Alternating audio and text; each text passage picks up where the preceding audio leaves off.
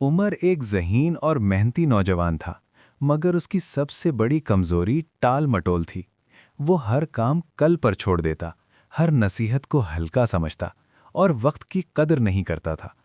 माँ बार बार समझाती, बेटा वक्त हाथ से निकल जाए तो वापस नहीं आता, मगर उमर मुस्कुरा कर कहता, अम्मी अभी बहुत वक्त है।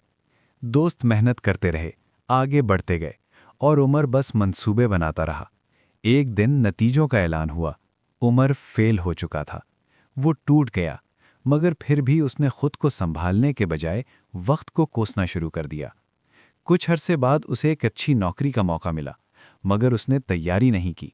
इंटरव्यू वाले दिन देर हो गई, नौकरी किसी और को मिल गई। उस दिन पहली बार उमर ने खुद से सवाल किया, कसूर वक्त का था या मेरा? इसी रात उसने अपने कमरे में बैठकर अपनी जिंदगी के बिखरे हुए कागजात समेटे। उसे माँ की बात याद आई और उस्ताद की नसीहत भी। उमर ने फैसला किया, अब नहीं, अभी। अगले दिन से उसने वक्त पर जागना शुरू किया, छोटे काम वक्त पर मुकम्मल किए और हर दिन को कीमती समझा। आहिस्ता आहिस्ता फर्क नजर आने लगा। नाकामी के बाद उम्मीद ने जन्म लिया। महीनों की मेहनत के बाद वही उमर कामयाब हो गया। ना सिर्फ नौकरी मिली, बल्कि खुद पर यकीन भी वापस आ गया। वो समझ चुका था कि वक्त पर संभल जाना हार नहीं, सबसे बड़ी जीत है। जो इंसान वक्त पर खुद को संभाल लेता है, वक्त भी उसे संभाल लेता है।